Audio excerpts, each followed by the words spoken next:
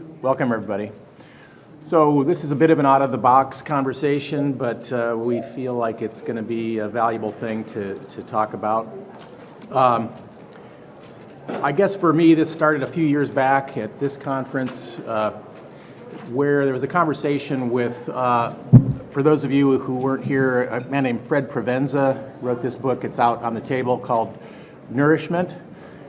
And what it leads into is the ability of animals, wild animals, and domesticated animals, and ourselves in our natural state to varying degrees, ability to interact with real diverse landscapes and diversity in general, and to be able to access information beyond what we have learned from birth.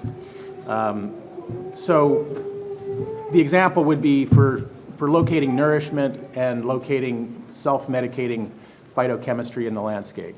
It dawned on me in some of the conversations we were having here about some very high-tech equipment to basically measure the same things, and why does our species need an external nervous system, in a sense, to do what all the other animals and indigenous peoples and all of us to varying degrees? So we need to talk into here, okay. So that's one piece of this that I'll lead in with. And another one is an interesting book that I read. I don't know how many people are familiar with it. It's called Return to the Brain of Eden. It's very fascinating territory. I'll try to summarize very quickly in that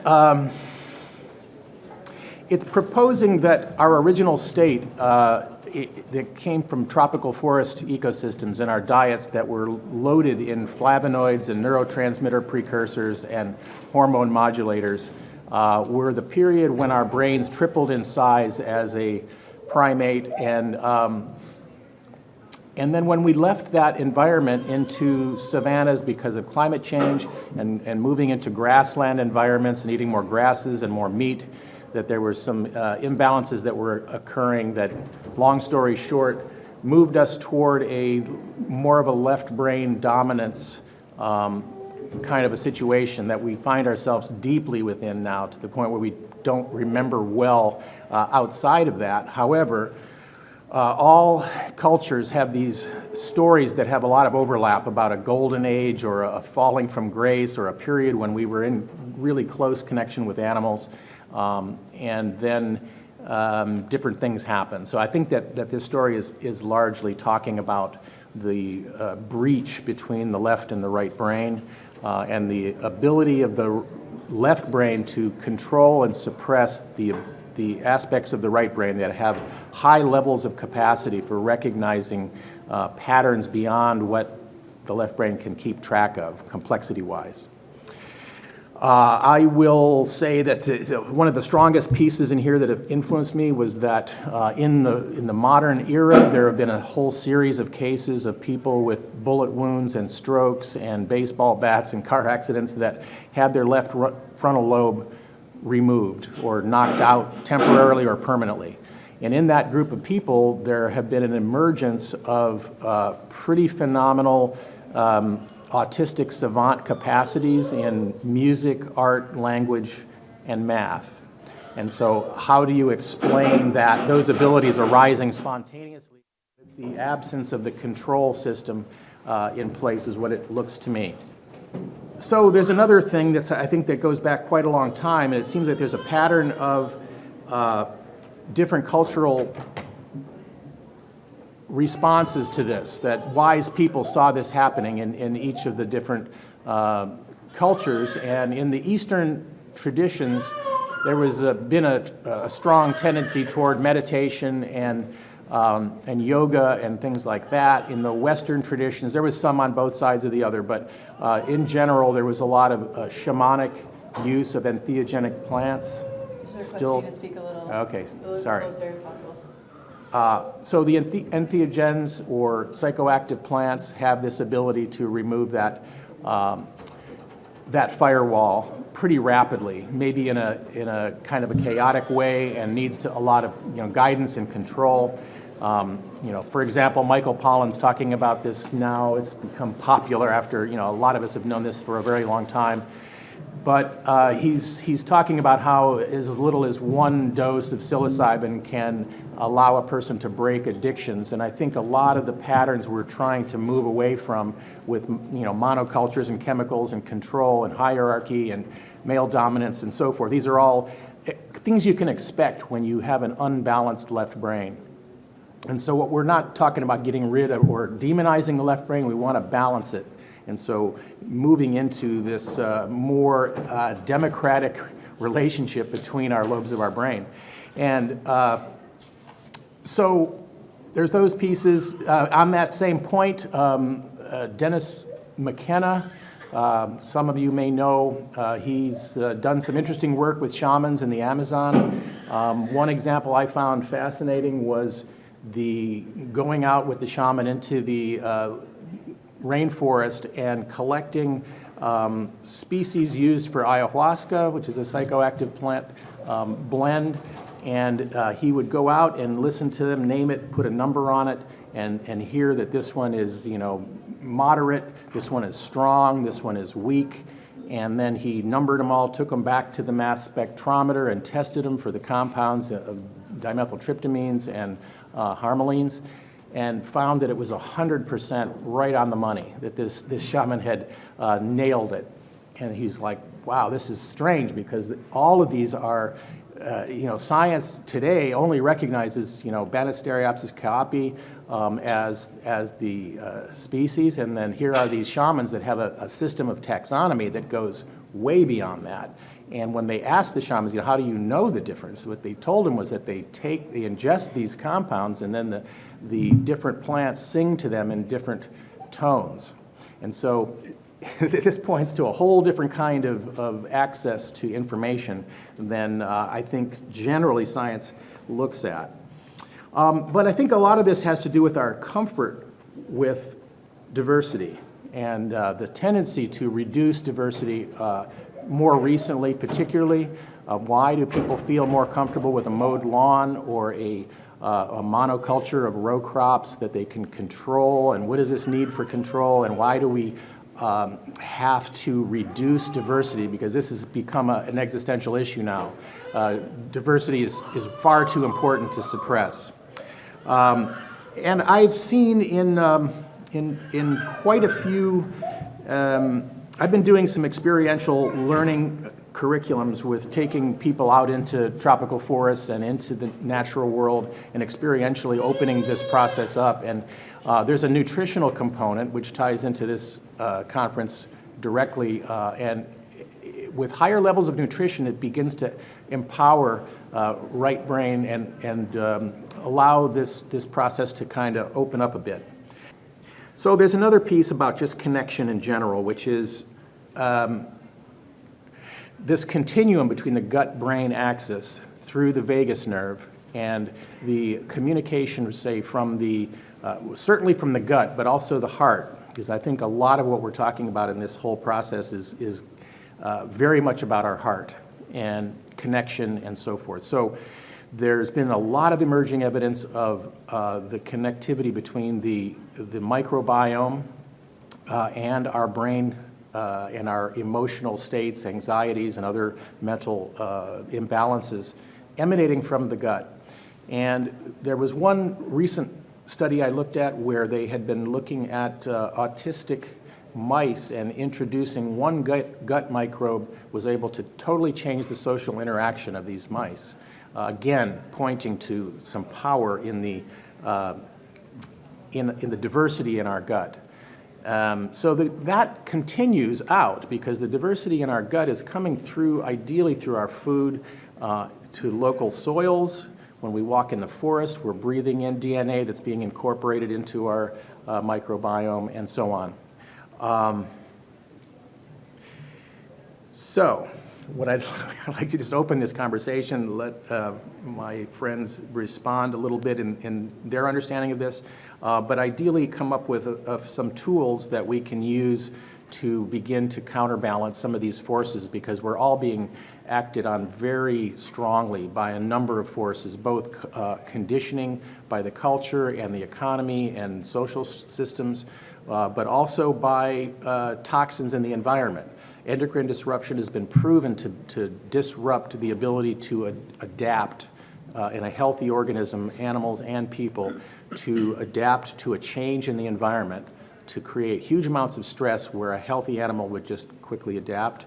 For example, glyphosate pathway through the vagus nerve and through intercellular communication is also having issues or showing serious blockage to our healthy, connected, communicating state.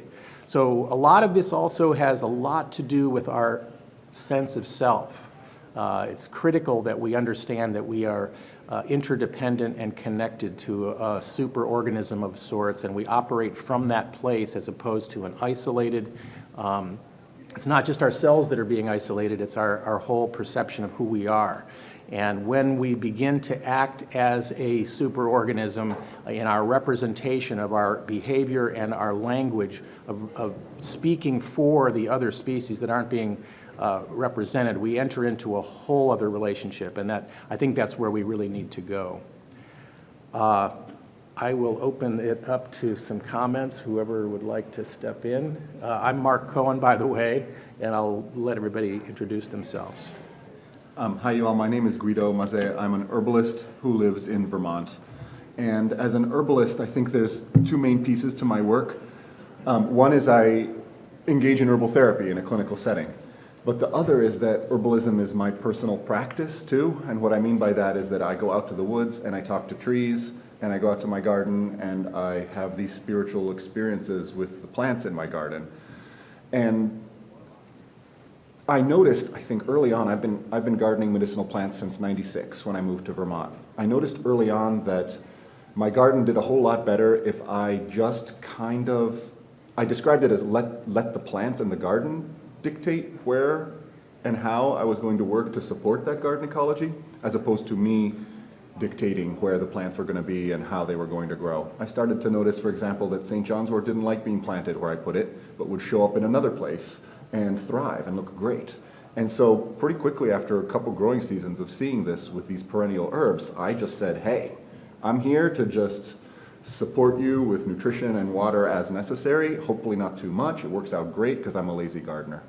But in the end, the thing that really was brought home to me is that I am more of a garden steward and an organ in this garden ecology or in this forest ecology where I'm having these connected experiences with plants. And so it got me to thinking about how perhaps when I'm working in the garden, my consciousness is not fully directed by me. It's partly directed by the garden. And that just felt incredible to me because it made me feel like my life was being directed by forces that were bigger than my own, and with whom I could have a relational understanding as opposed to this top-down divinity to lowly human understanding that I'd been brought up with in the Catholic Church in Italy. So that's one part. It's this sort of idea of transpersonal, greater consciousnesses in which I'm embedded when I work in the garden or when I wild harvest in the forest. And y'all know if you're walking in a place and the air changes and the plants change and you're like, something is different here, maybe I should pay attention. It's like you're walking into a different being. And there you find different plants, and sometimes these strange thoughts come into my head that's like, you've got to take this kind of deer trail that you see on the right that you've never gone down, and who knows what you might find there. And lo and behold, on a south-facing rock with this big pile of deep forest humus, you find ginseng. Mm-hmm. And I don't harvest it, I sit there and I just say, ginseng, tell me your stories. I do grow some ginseng, but I refuse to wild harvest it because of its amazing presence in the woods, and I really feel like it. Anyway, I won't get into it too much. The second side is that I'm a therapeutic person, which means I work with people one-on-one in clinic, and we're talking about mental health imbalances, for example. I have this protocol when working with people who come to me and are talking about anxiety, depression, and mood disruption that involves really a few different stages. The first stage is gut microbiome, believe it or not, and using herbs that help sort of flush out potential dysbiotic species and set the stage for the reintroduction of healthy gut flora through ferment and prebiotic starches, for example, which come from medicinal plants like burdock and from fermented foods. All of that lays this amazing foundation for mental health, and we understand the mechanisms now, everything from leaky gut to disruption of the gut serotonergic system, for instance. Then you use herbs that catalyze balance in terms of neurotransmitter activity. We've got a lot of herbs that really mimic and echo the same neurotransmitters that we produce as human animals. The ecology produces them through plants as well, things like dopamine from Mucuna pruriens, or St. John's wort, which modulates some of the serotonergic axes, or some of our adaptogen herbs like rhodiola that modulate like norepinephrine axes and the stress hormones, for instance. And then sometimes we'll use capstone experiences using agents like psilocybin, which I use in my practice. Don't tell anyone about that. Or salvinorin A from this incredible shamanic plant, that's all right, called Salvia divinorum, which has been used to communicate with the spirits of nature since forever. And so this brought into my thinking the idea that our consciousness and our thoughts and our spirits are also connected to what's going on down here and what's going on in our internal environment, as much as they're connected to what's going on in our external environment and how we commune with that. And that leads me to believe that, honestly, what we think of as our personal consciousness really doesn't have discrete or well-defined edges, which is both really scary because what the heck am I if I don't have an edge? But also really empowering because I'm simply a nexus in the movement of consciousness, energy, and chemistry that's flowing throughout the natural world. And when that realization comes to your mind, I don't know. It feels really liberating to me. So that's the perspective I bring. Herbal medicine can be used for therapy, and it relies on understanding the human being as a superorganism with a lot of other organisms living inside it, but also as a part of a greater superorganism, as Mark was alluding to. And when those shifts start to happen, I've noticed in my clients and in myself, it gets a lot harder to talk about deforestation with a glib attitude. It gets a lot harder to talk about industrial pollution with a glib attitude. And you begin to reframe your thinking around regenerative ideas, which are the same ideas that we see in herbal medicine therapy. When regenerative growers and farmers are talking about techniques for soil management and crop management, those are the exact same ideas that I talk about when I'm talking about regenerative therapeutics in the context of human health and disease. So, you know, it's so encouraging for me to see that on the macro level, in farms and gardens, folks are talking about the same things we're talking about on the human level when we talk about herbal therapeutics. So that's a little bit about sort of the perspective I bring to this and why I resonate with what Mark is talking about and what I heard Reginaldo talk about yesterday when he was detailing his incredible poultry system. Hello, I'm Reginaldo, and I speak for the chickens. This is fun. Listen, I'm not gonna do too much of that science and all of the stuff that we normally geek about. I'm going to actually. So here's the thing. I went to a culture school in Guatemala and then studied business management and communications at Augsburg University, Minnesota. And in between all of that, I completed like 3 masters, which I never went for the graduation thing for. And all of that was in search of a more holistic understanding, not only of who I am as a bunch of energy floating around, but also as an individual that can have a positive or a negative impact around everywhere I go. All of us will do that no matter what. So having been raised mostly with folks with a very deep indigenous understanding of the world was really critical in finding that pathway. Now, here's what I mean. We tend to think of indigenous and natives as one and the same. There is no such thing. Not in my world anyway, and I'll let you decide for yourself. But the way I see it is, and the way I was brought up is, technically we are all, every single person on earth is indigenous to the earth, period. Unless you didn't come from this earth, then I will, excuse you from that classification.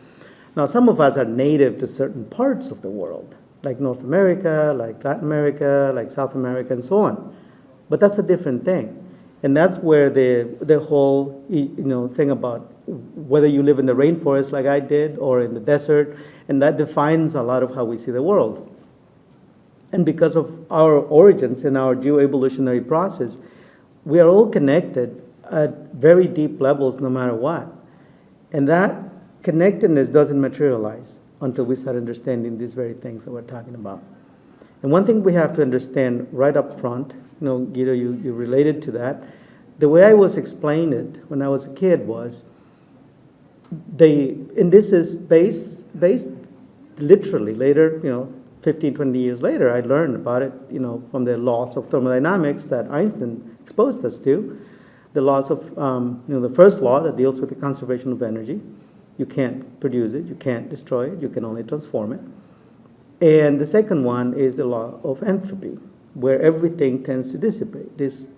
In this coffee, if I leave it here long enough, this would empty out because it tends to dissipate. Now, we are a very highly organized system of energy. But that energy that you carry around, that energy has been through dinosaurs, trees, bugs, butterflies, birds. It has been in the ocean, in the air, everywhere for millions of years. You just happen to be borrowing it right now so you can be here. And just the same as you started borrowing when you were born, you will have to give it away when you go away. And it will become something else. Now, understanding that is what makes us indigenous, not being native to a specific space. Now, to the extent that we don't understand that, it's very difficult to be part of a world where we can see each other as just part of a universal expression of an evolutionary process which nature has designed and perfected so that we can be right here, right now. To me, with that foundation, it's very easy to do regenerative engineering. It's very easy to understand the relationship within the gut, the heart, the brain, all of that.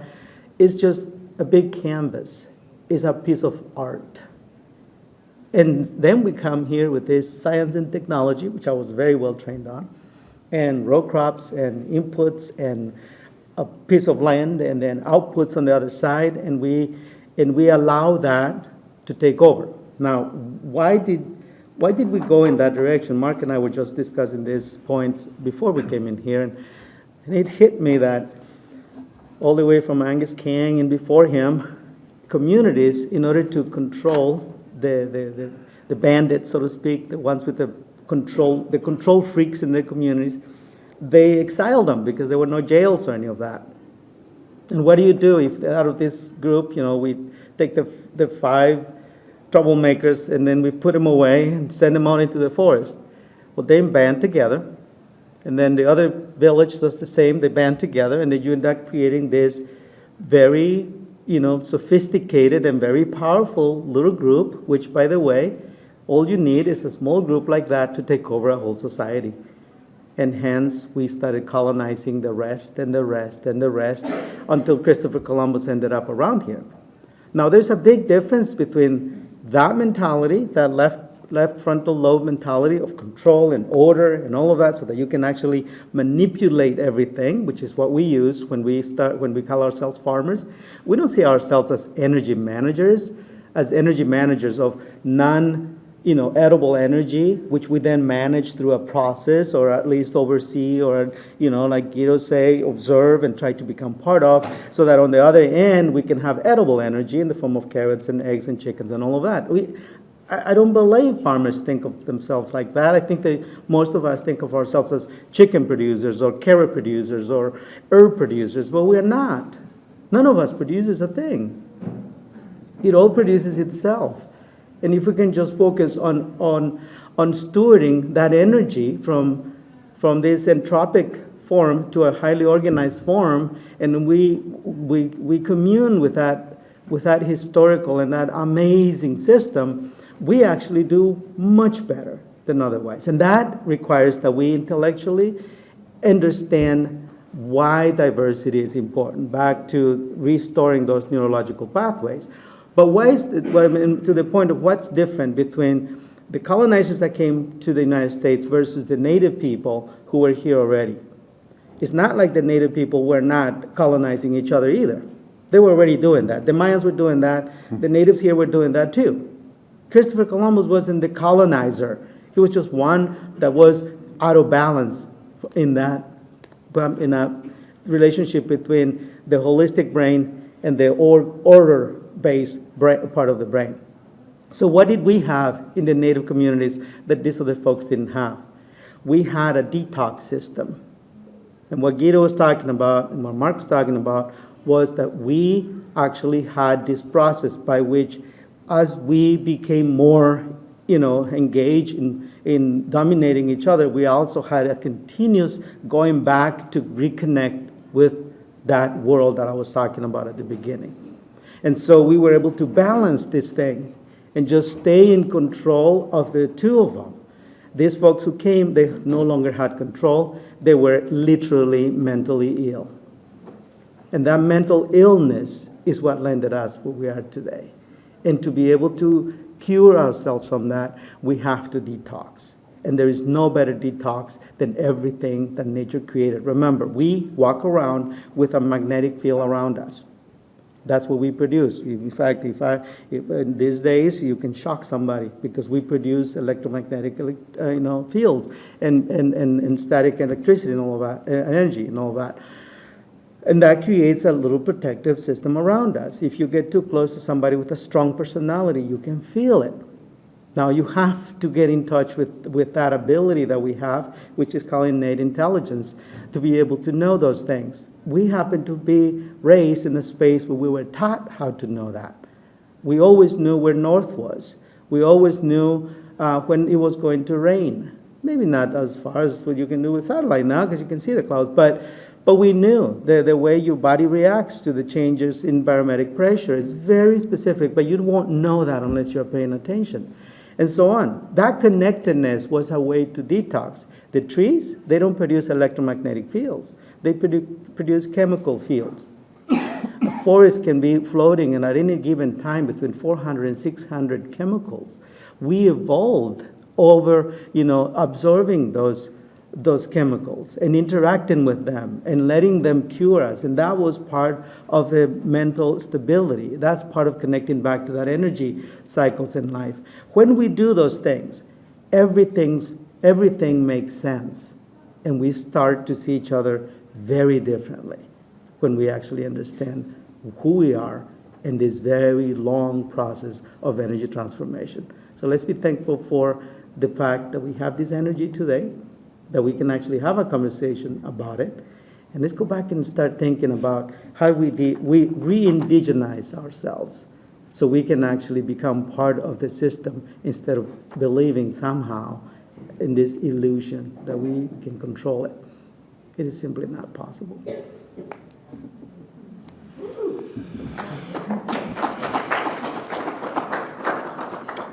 Okay, so I guess I'd like to return momentarily back to kind of the experiential aspect of this. And something happened for me when, as a dowser, I began getting into dowsing originally for water and then for other energetic fields in the landscape, much like healers look at the nervous system pathways and pressure points and such in the body. But I won't go into that too much. What I wanted to say about it was that in my opinion, all intelligent organisms come to terms with inevitably with the fact that they are simultaneously finite and infinite.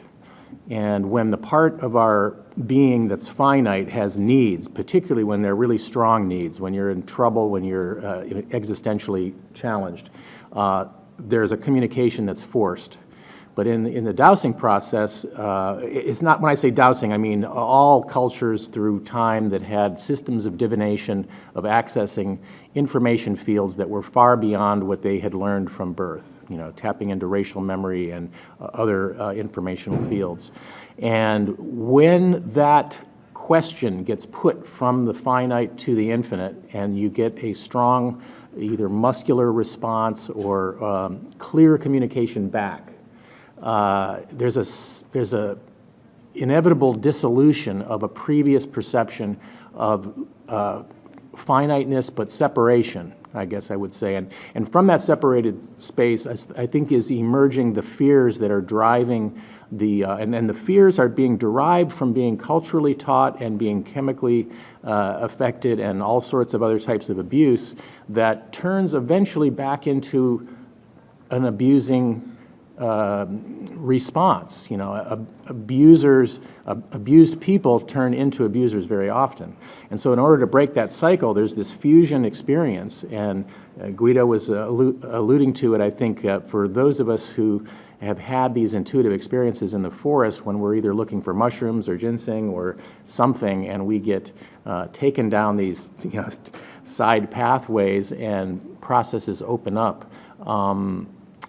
That is really resonating with the longest period of human existence. And as hunter-gatherers, it was easily 90+% of our history, and yet we're really being dominated by thought in this last 10,000 years as agricultural species and so forth. And so we're waking up abilities that are really critical. We have this massive neurological system that's incredibly complex, that we have receptors and neurons and communication molecules that are sending messages. The question is, are we reading from the whole dashboard, or are we cutting lines because we don't like the news, and so we cut the dashboard lights out to what we want to deal with. And so how do we wake that back up is part of the question. But I also had been looking at, in this process of developing a sense of place and looking at compatibility with biodiversity, and comfort levels and fears, and where do the fears really arise from.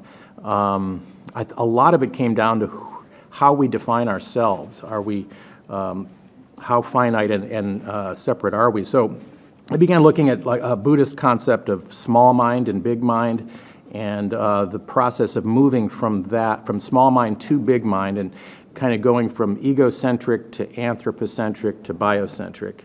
And so in an egocentric state, we would be really looking for our own benefit. And then we start moving into thinking that maybe we care about all people, and that we should save rainforests because there's medicine there for us, as opposed to inherent sacramental nature of this larger superorganism. And I started to connect tendencies at these different levels. And so from the egocentric, there's a feeling of separation. At the biocentric, there's an interdependent relationship to wholeness and diversity. And then a logical outcome of separation is fear, and then hoarding and greed. At the biocentric end, and it's really more of a sense of wonder and respect and gratitude and generosity. You find yourself moving from linear to cyclical thinking, short-term to long-term thinking, the idea of when you're considering an effect on the world 7 generations out compared to the fiscal year profits. These are fundamental thought processes that are molding our decisions. Mechanistic and reductionistic to organic, alive, holistic relationships. In religion, it tends to be external gods that are tending to be male at the separated end, and divinity within now at the more integrated biocentric end. And, heaven is something that happens after death, on that piece. The centralized to decentralized, competitive to cooperative emphasis. You get my point. But this first category seems to define perfectly generally the world's governments at this time, with a few exceptions in Bhutan and places like that. So. Should we open it up? Yeah. So I guess we'll open it up to questions, and we'll deal with the rest of it from there. But we just wanted to get this out in the air. It's not a typical category, but maybe down the line the conference can integrate a category to speak to some of this territory, because it seems to be really underlying. Yes? Yeah, I've been waiting for a panel like this for 3 years. Because one of the things I think, and perhaps it's also coming from an herbalist perspective, I'm not a public herbalist, I'm private, I do that with family, and I come from a tradition of herbalism in the Balkans. And so for me, I really appreciated this, a few things. One is that relationship to being indigenous to the earth and native to a space, and finding an inroad for all of us to relate to that. But then also, when it comes to the farming, and when people are talking about farming, I really am only now starting to see a space where people are talking about leaving room for the native intelligence of the native plants to come through, because without that, we will lose those medicines, and we'll lose all of that relationship. So I just really want to comment and thank you that I've been waiting for someone to say that. Sure. You mentioned detoxing. What is that? Like, what do you do to detox? And can I remind, we'd like you to repeat Yeah. the question Yeah. so it gets into the recording. Sure. Yeah, the first was a comment, so I won't repeat that, but the question about what did, I believe, Reginaldo refer to as detoxing?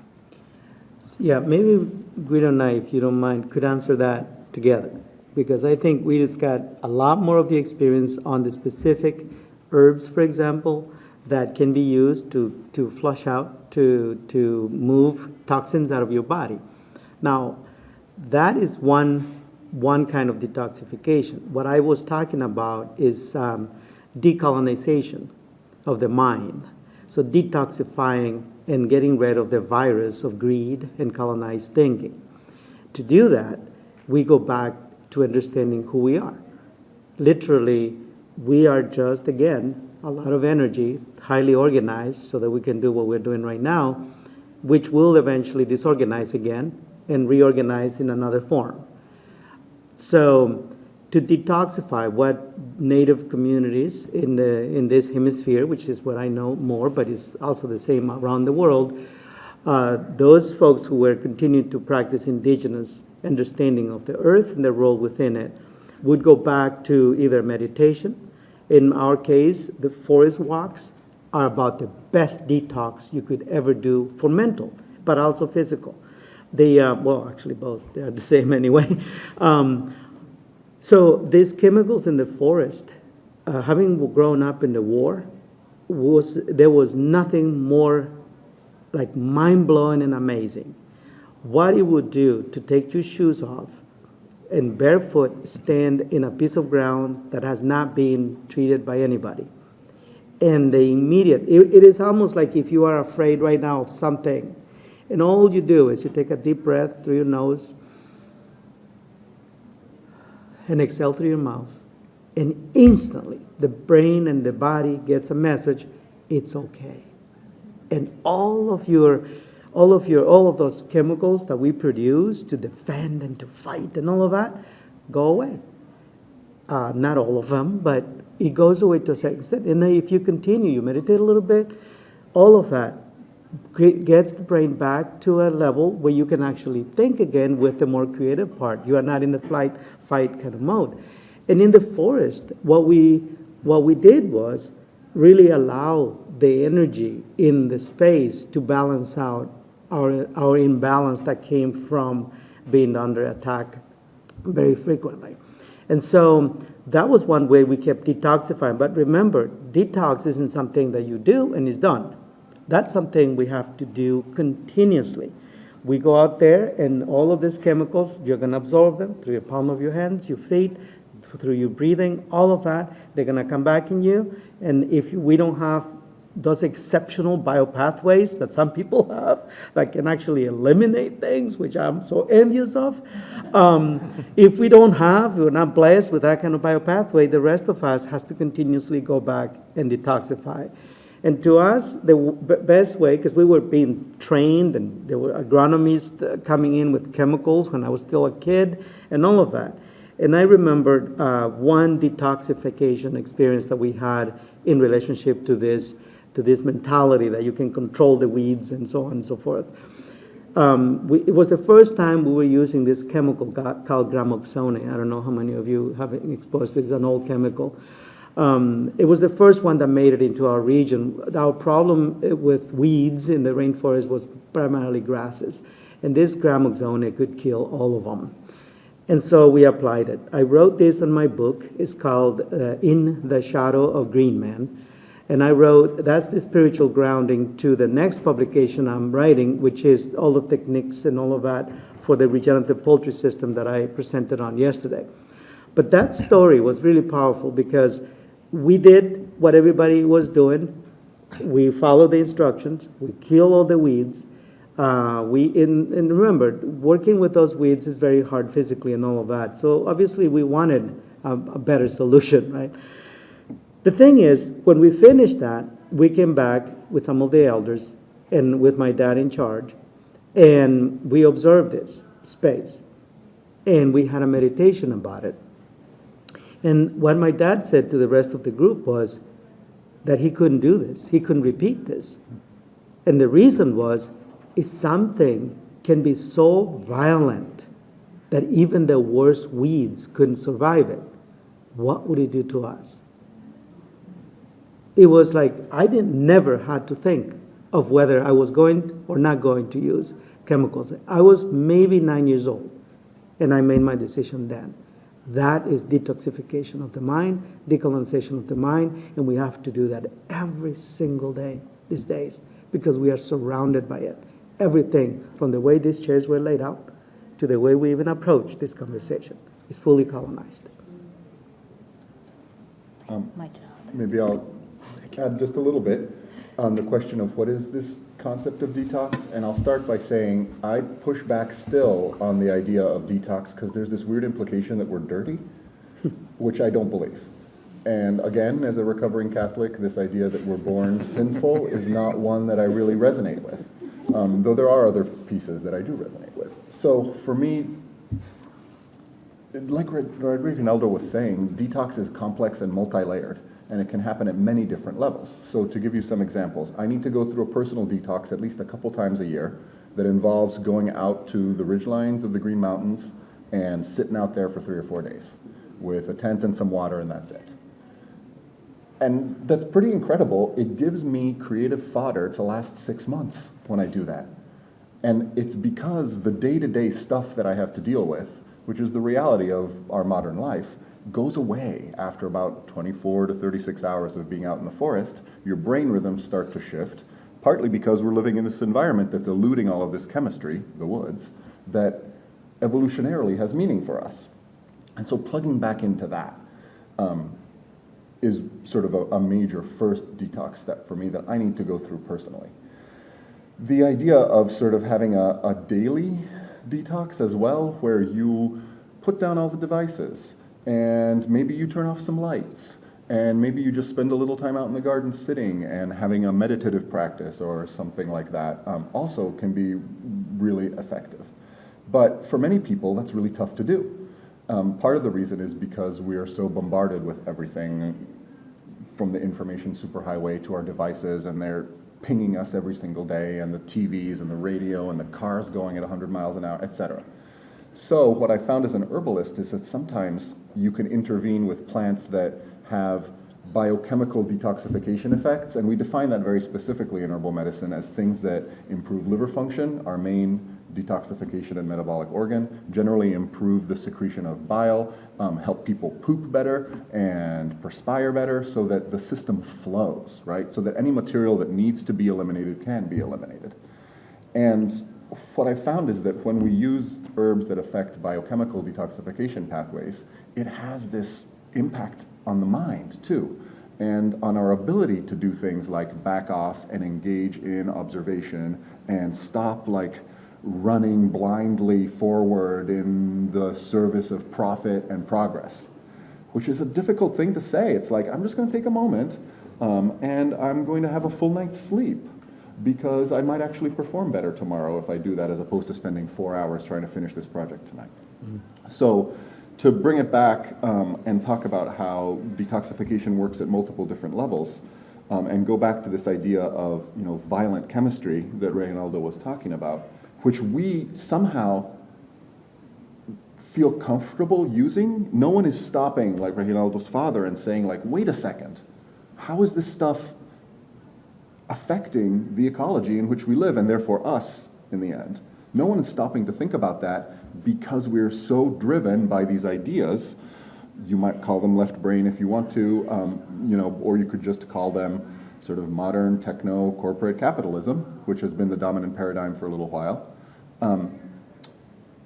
And so I'll just tell a story that I tell all the time, so apologies to those who've heard this before. I had a client who was coming to talk to me about the effects of eating the food that the techno-capitalist corporate market gives us, and how it generated symptoms for him, like heartburn or constipation or difficulty with digestion.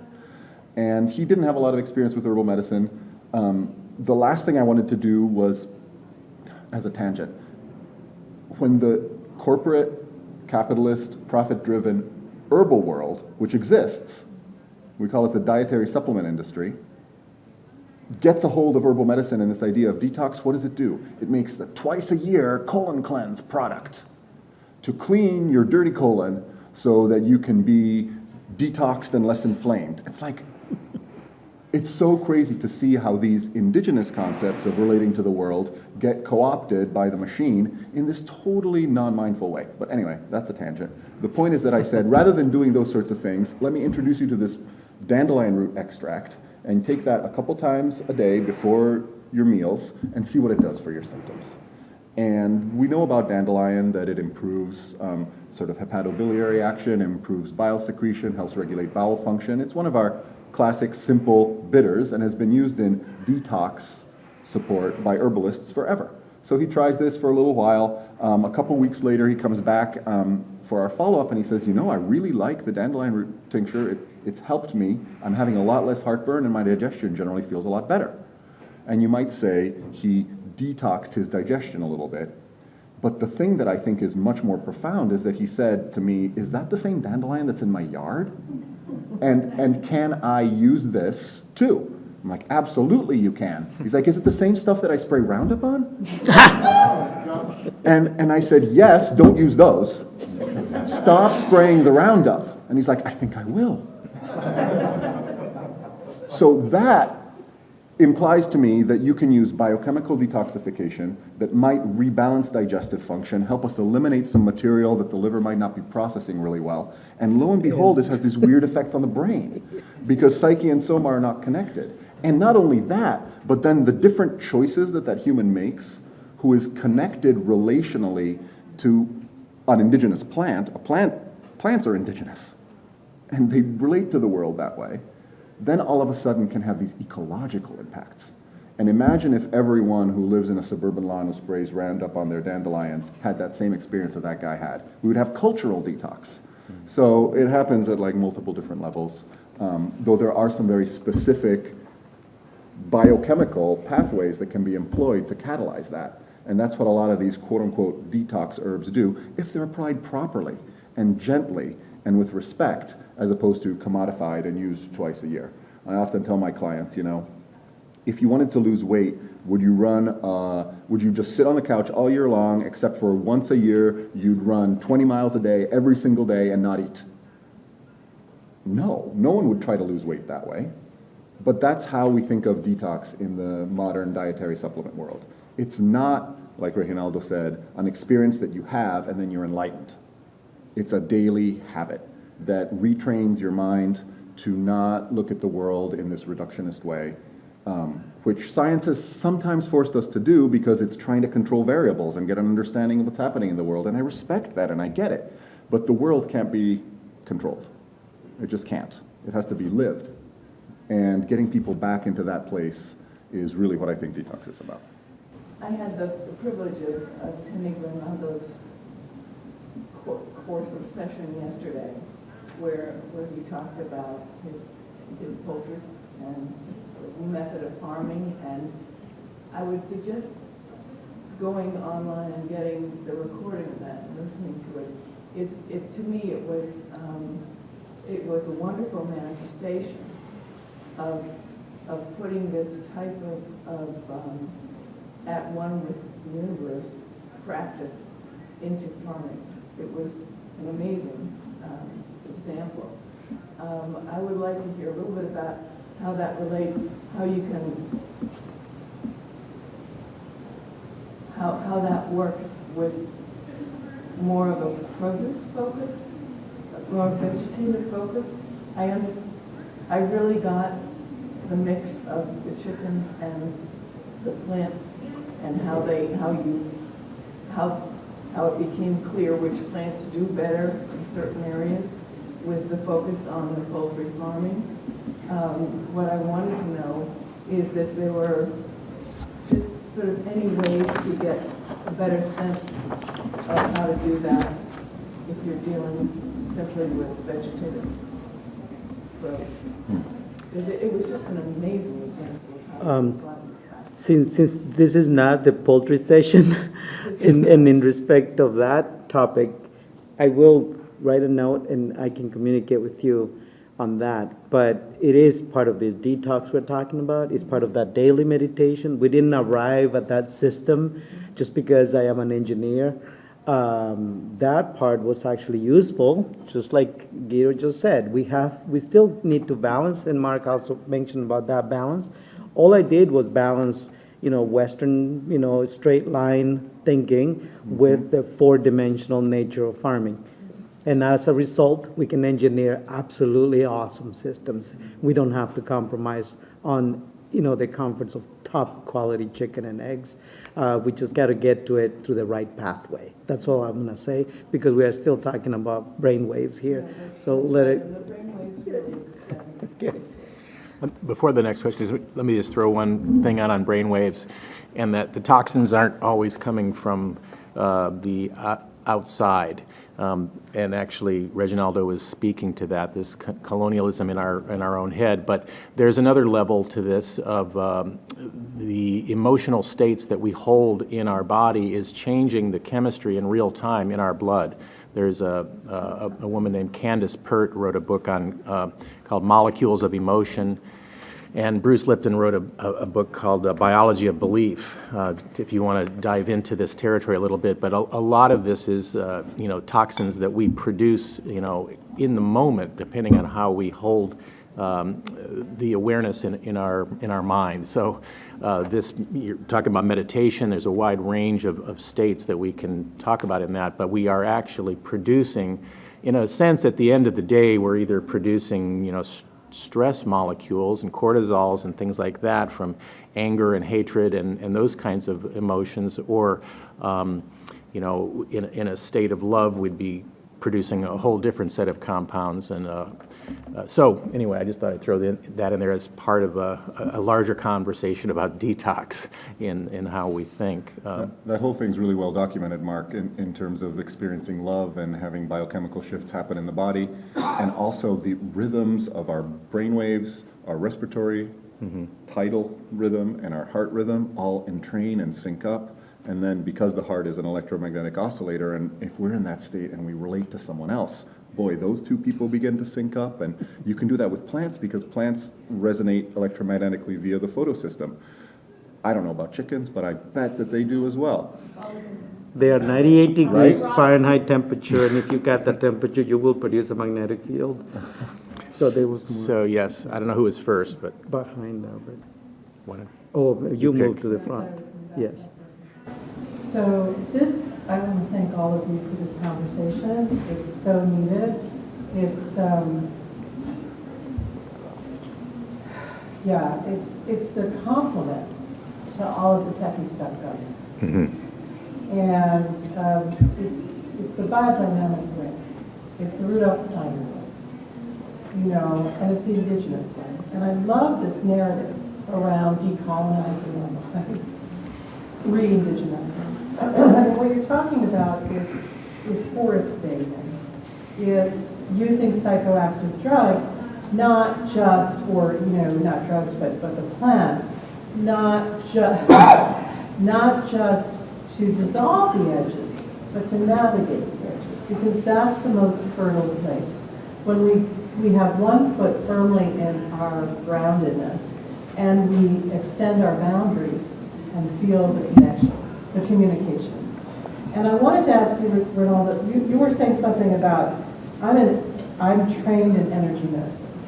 And when you say we're electromagnetic, I got that. But then you said something about trees emitting chemicals. And I was like, wait a minute. And you might have something to say about this too. It's like, what's he talking about? Because my understanding is, there's more of a synchronicity of energetic components between plants and trees and ourselves. And maybe I shouldn't, maybe plants and trees are their own entities. In any case, trees are some big entities, I wanted you to speak on that, and I've just been, next time maybe we can have a circle. Next time maybe we can go outside. Next time maybe we can just rest to go outside and be in a circle, and you bring some kind of ceremonial center, anchor, and we complement what's going on out there with that, because that's the experiment, the experiential piece that's missing. I just said to the Western Price leader, we need more herbalists.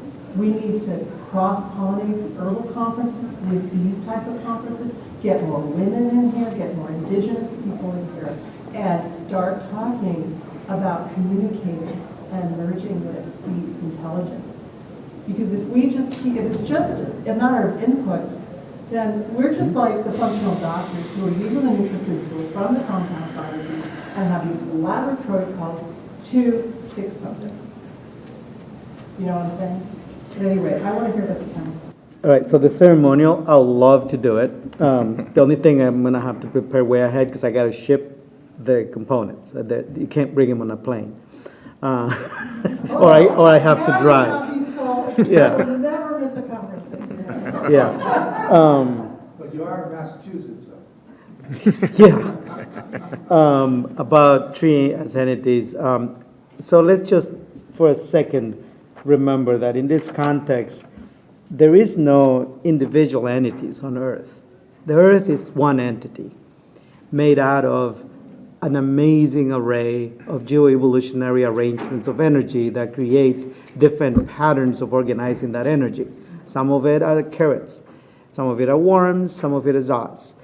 None of us are unique, all of us are unique in a certain way of print and stuff, but at the end of the day, we are all exchanging energy in a continuous and in unstoppable ways. So the trees are doing the same thing with each other and with us. That's the disconnection that sometimes allows us, most of the time, that disconnection is what allows us to just cut a tree down with no feelings. I had to cut a black walnut recently, and I hadn't experienced such a sense of sadness and feelings like what you were describing. Because we are also farmers, and so we sometimes have to shoot a possum because it's gonna eat all your freaking chickens. So, that kind of thing. And I always have this whole process by which I do that so I can be at peace with everything. Cutting this walnut was very hard. And I couldn't understand why. I have cut a lot of trees, but this walnut was different.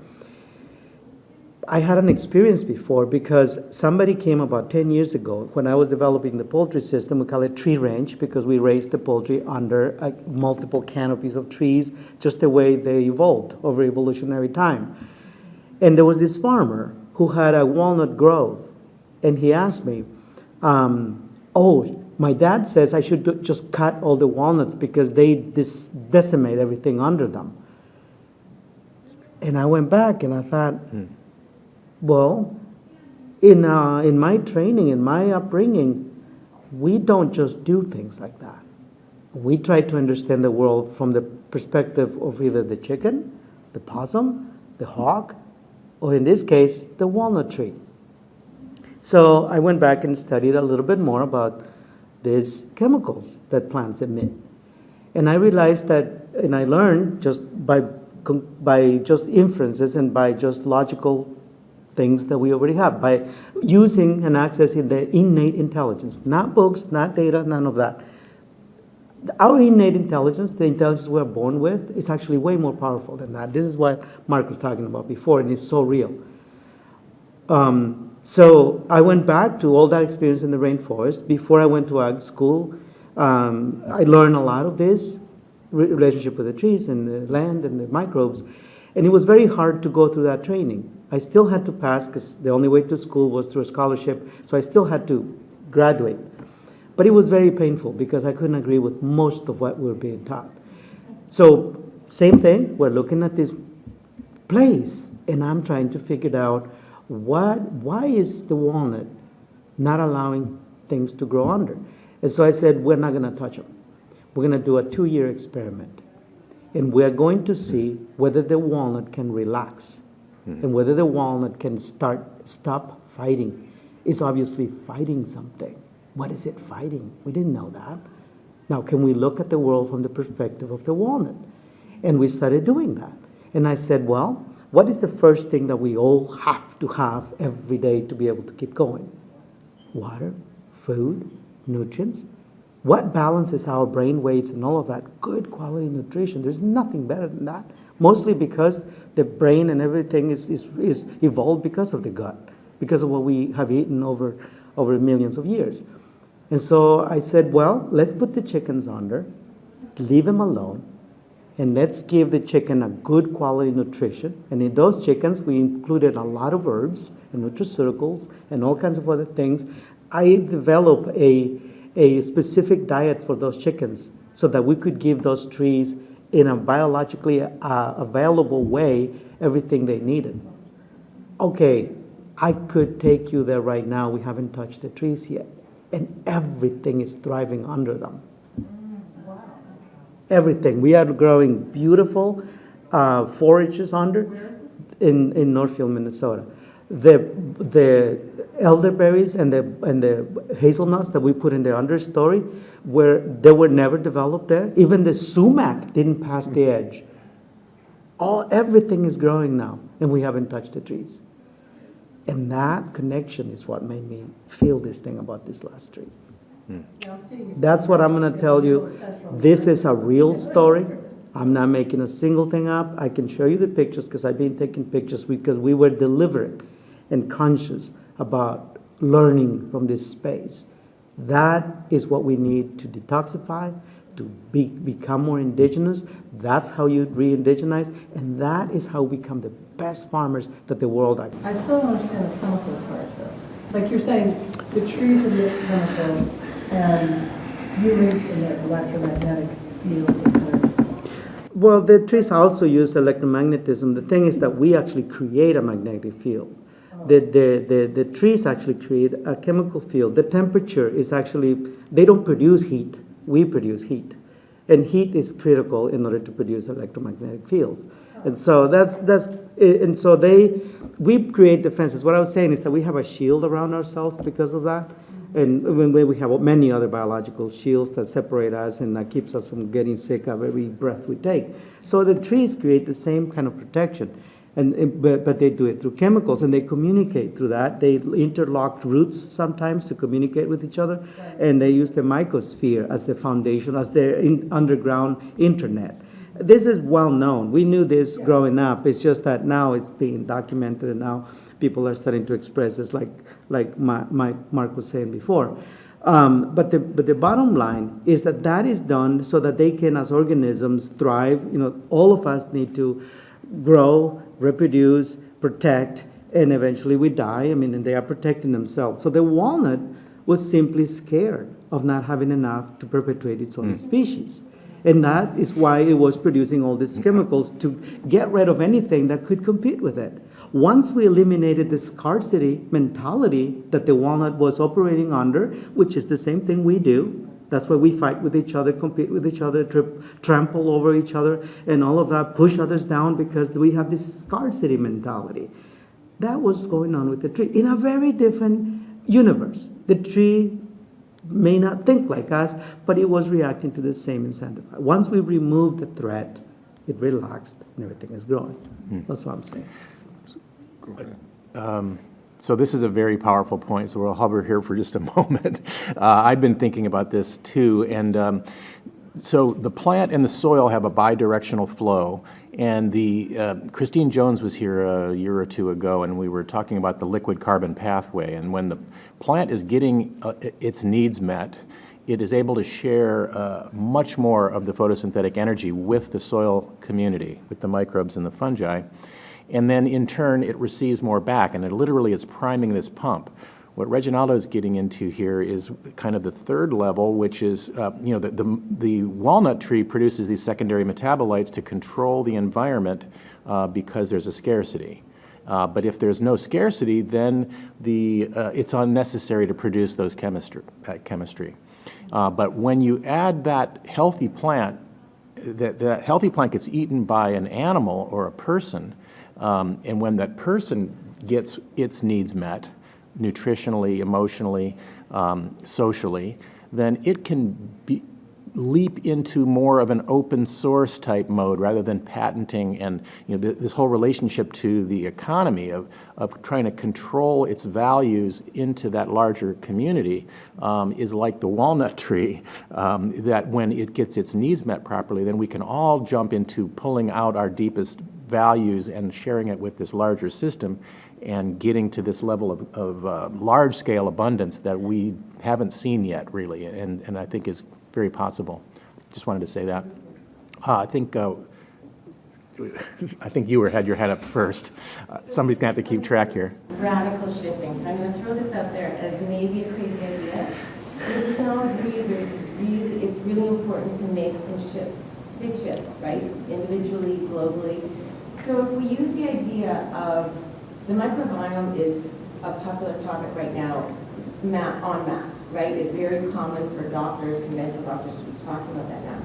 So, if we understand that the biome likely needs to be more complex for more complex thinking to occur, and after 15 years in 3 different restaurants, trying to shift people's food is more challenging than shifting a beverage choice, and beverages really spin through our culture very quickly.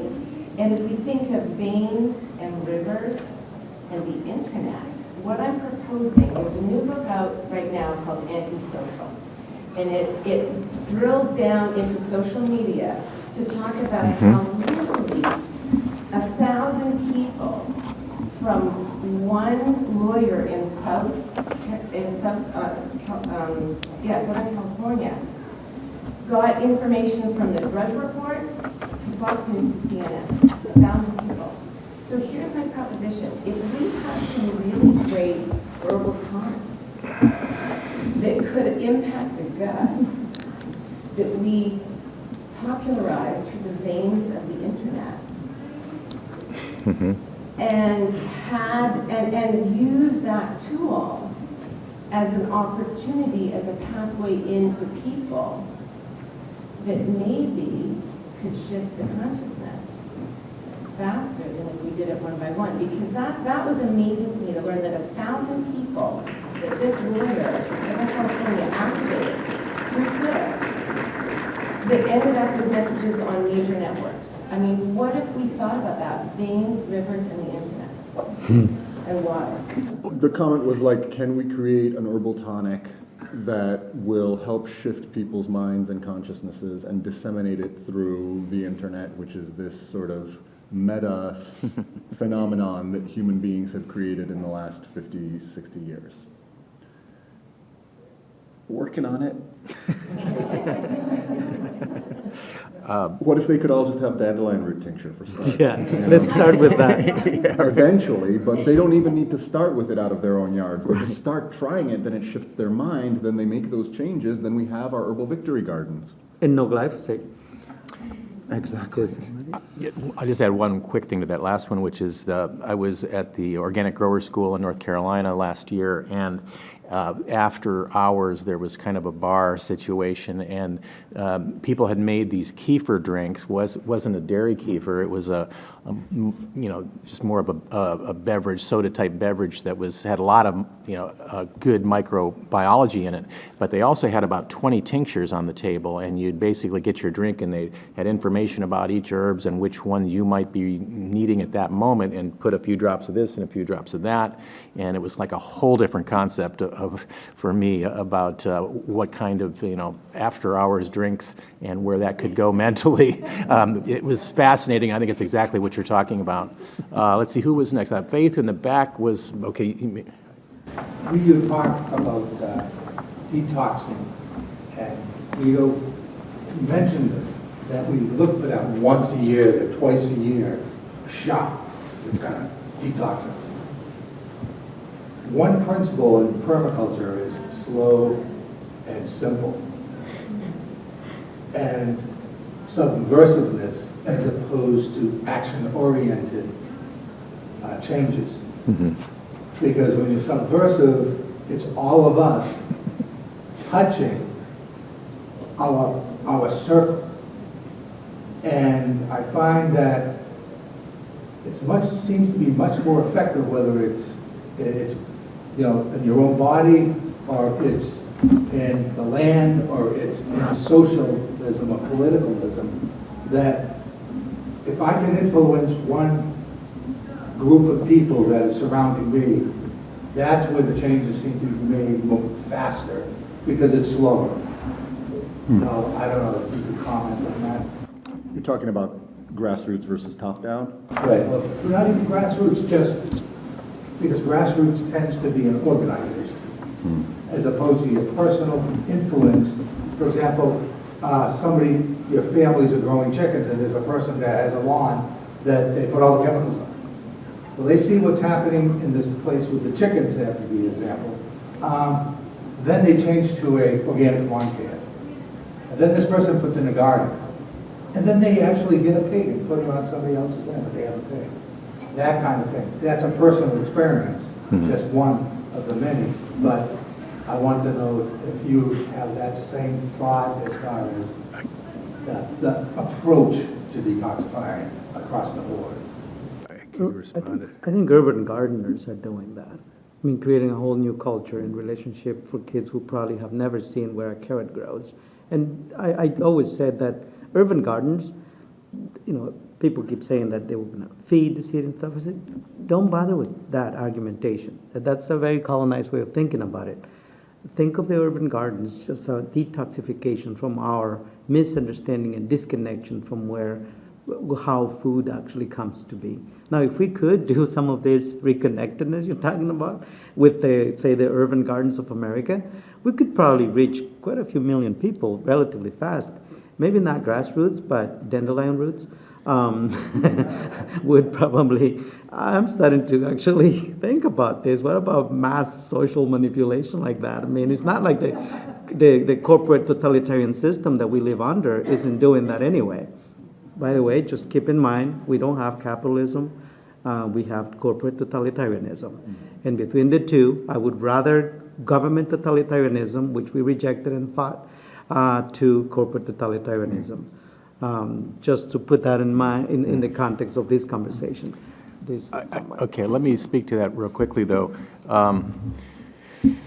So we had a conversation at lunch in the BFA chapter meeting, and it had to do with trying to reach a lot of people, and I'm feeling like you're kind of getting at the same thing.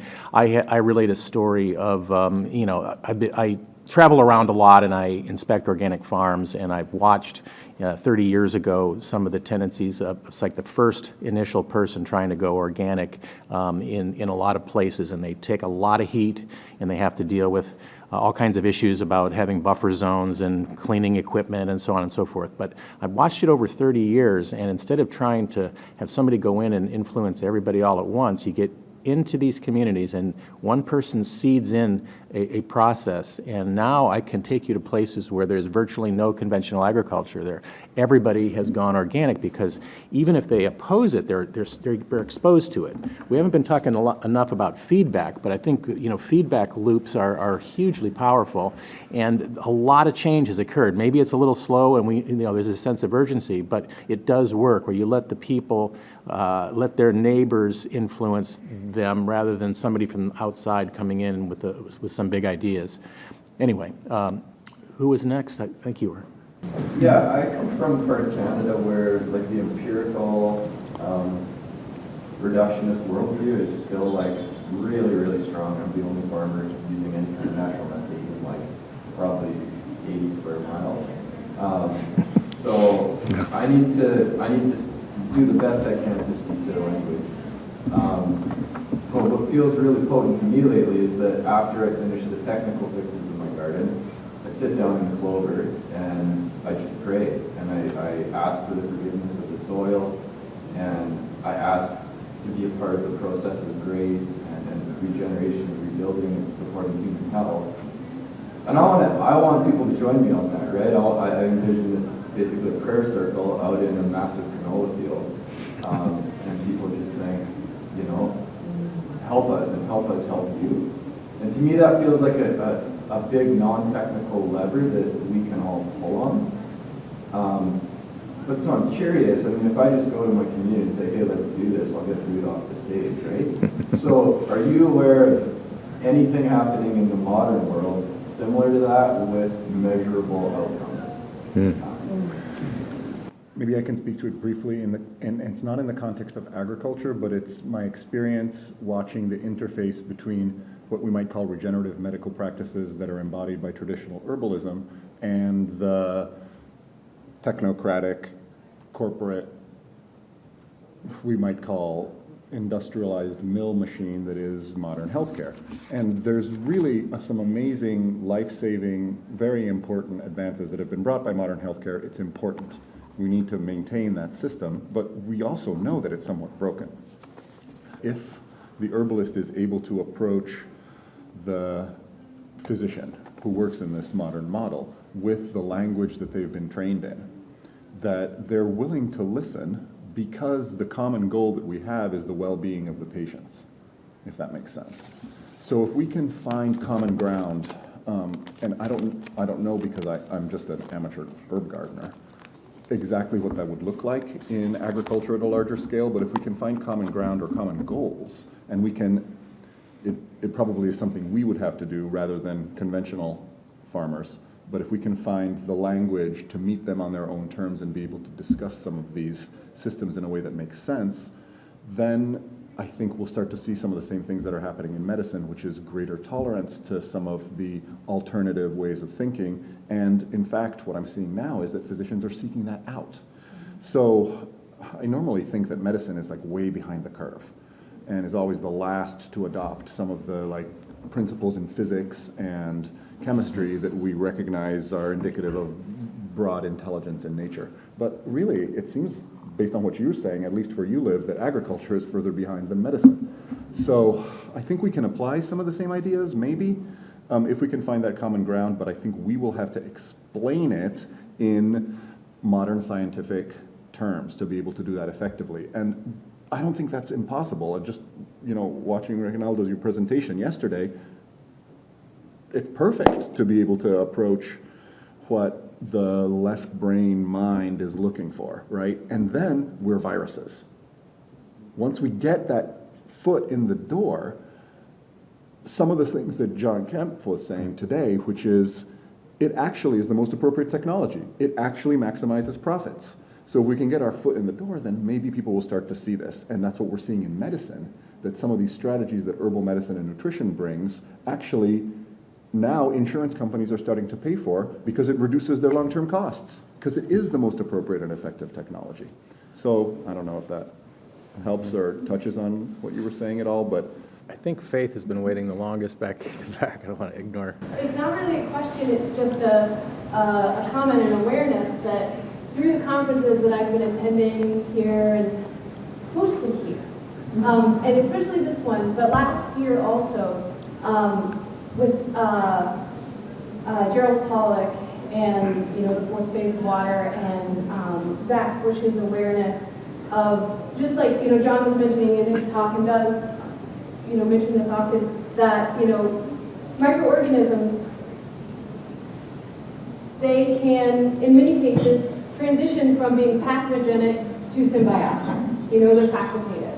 And so just like with viruses, are they truly, are they symbiotic? Are they really serving a purpose, or are they here to, right? And so with the comment about the walnut trees and the walnut grove and how nothing would grow under the walnut grove, and that it was because that walnut trees needs were not being met. And so it then was sending out chemistry into the soil rhizosphere that was only calling to it the microorganisms that would support that need for insecurity, fear, greed, whatever it is. Just, I can't support others, I need to only support myself. And so I'm sending this chemical message out into the soil. That's what we do as humans when our needs aren't met.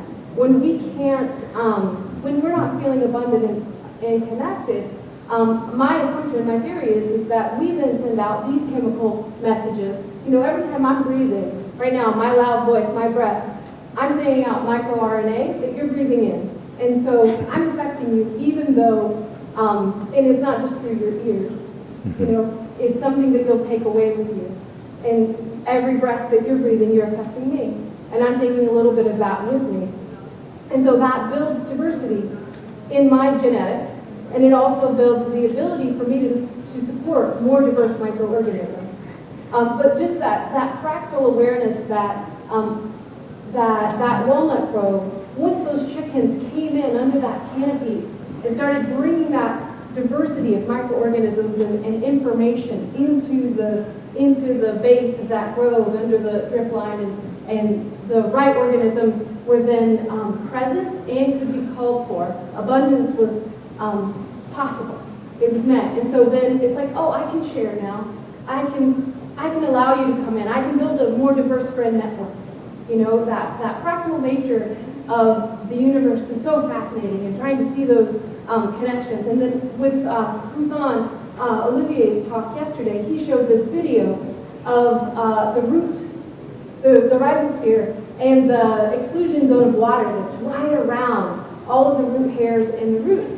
And so, and through it was actually of the mycorrhizal network that was connected to a plant. And then how the Pseudomonas species of bacteria were traveling in this little zone of water right next to the hyphae of the fungi. There's this really narrow exclusion zone of water. The easy water was right there, and the Pseudomonas were traveling in real time. You gotta see the video. It's like zoom, zoom, up and down the hyphae, and they're going to work. They're going to go do. They're on their highways. They're going to work. But you see it. You look at it in that video, and it's like that looks exactly like my vascular system. It's exactly like my vascular system, and so the fractal nature of all of this. It's that interconnectedness, and then we go to sleep and we forget that we're all connected, but we can use these physical awarenesses that we're now able to see how it's all illustrated right here for us. And with John bringing out this new awareness with James White's papers about endophagy, and that the microorganisms we don't eat, we don't pull our nutrients out of the food that we consume. We're not consuming food, we're consuming the metabolites of the microorganisms who consume our food for us. Same for the plants. And those microorganisms go in through the root hairs, they, the root tips, they go in through the root tips. Some of them are completely dissolved, but some of them just have their outer membrane consumed, just like Bruce Lipton says, the brain is the membrane of the cell. All the information is held in the cell. That's stripped off inside the root, and then the cytoplasm, the non-membrane cell, leaves through the root hair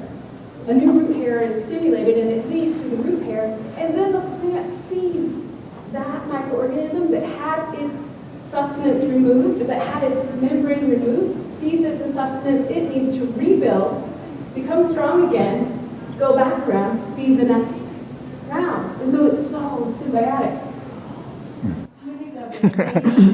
Can I Okay. just make a quick comment? I know there's a couple people waiting, but I wanted to relate back to the walnut story one more time and just encourage us to think about it this way, which walnut story is, is gonna go what viral. if that garden or environment where the walnut tree grew was actually in charge? And it's controlling Reginaldo's mind and getting him to pay attention to the tree. And it's also controlling the tree's mind. I'd like you to just think about that for a second and see where it takes you. And then a lot of the chemistry that these multiple organisms, including ourselves, make will start to make a little more sense. But the key takeaway for me is it only works because Reginaldo's out there, actually interfacing with the chemistry and being part of that system. It wouldn't work if you were researching this business in a box in front of a computer. Okay, let's see, I think one over here, and then Chris, I see you've been waiting in the back, and then we'll go from there. Let's try to be relatively quick because we're in our last few minutes. This is kind of jumping subjects because I was jumping off of you and then I got other things in between. But, and I've been holding this for a while, and jumping back to the very beginning, you folks talking about sitting and taking that time to have the feedback loop with our other beings that we're part of. And also, I just wanted to add the element of also when we're in rhythmic motion, like when I'm raking a blueberry field all day, every day, for 10 days straight, and especially with a group of people, and we're all in rhythmic motion, our bodies are made for that. I'm also a mental health provider. There's, brain gym, there's EMDR, there's REM sleep where our eyes go back and forth to download, right brain to left brain and sort down experiential Data. stuff, and that's also meditation. It doesn't have to be sitting still. This rhythmic motion is part of it, and it's also when you find rhythmic motion with other people, those other farmers may have manual tasks. If you participate together and you get that physical rhythmic connection, that's often a real jump start for finding common, or just having common ground. That's all I wanted to say. And Okay. Chris, and then we'll go from there. Go ahead, Chris. Back to the walnut again. Well, speaking of, I've done a lot of research with plant-human reaction and also compounds that plant release. They also release pheromones and compounds that attract predatory insects. If they're being attacked, they release compounds to attract predatory bugs to kill the pests. Lettuce, for instance, if it is cut instead of tore, it does not react the same way. If it's cut, it sometimes will die, and instead of growing back. As you know, you can reharvest lettuce. Well, that's because it does not mimic animals eating. Interesting. Also, a lot of people don't realize, with connectivity, the moon and bioorganisms, not just tide and things of that nature, but just with growing and a lot of indigenous concepts of moon planting, and so it's just interesting about the connectivity with that and then the walnut trees. Technically, we're out of time here. I'm okay with hanging a little bit, but I think we opened up a window here, and maybe if people want to continue on this track in general to communicate back to the conference folks, and maybe we can make this an ongoing track, because obviously it doesn't end. We just kind of began to draw something out of the shadows. What would you call it, Mark?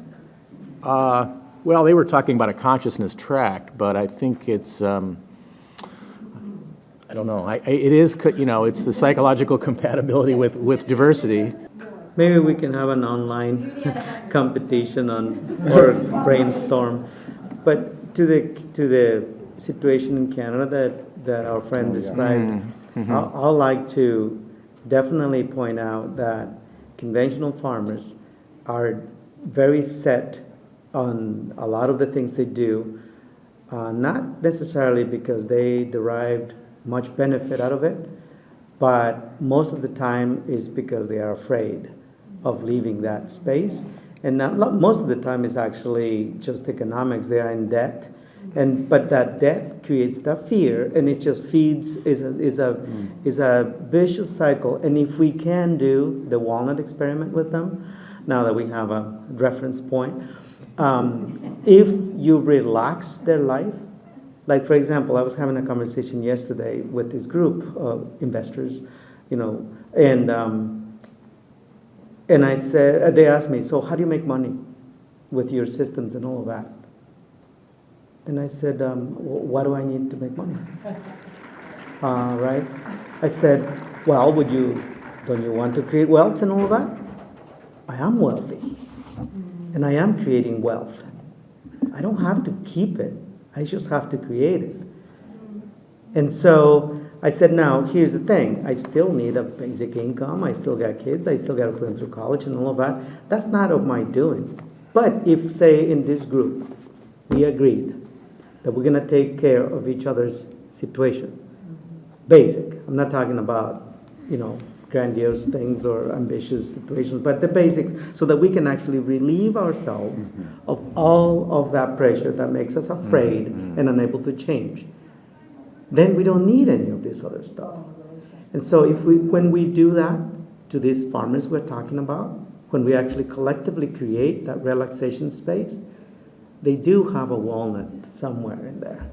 And they will see the world that way. And we are experiencing that. To the other point about how you create change, it actually does work. And that some of them in Nebraska, one of those farmers actually broke crying.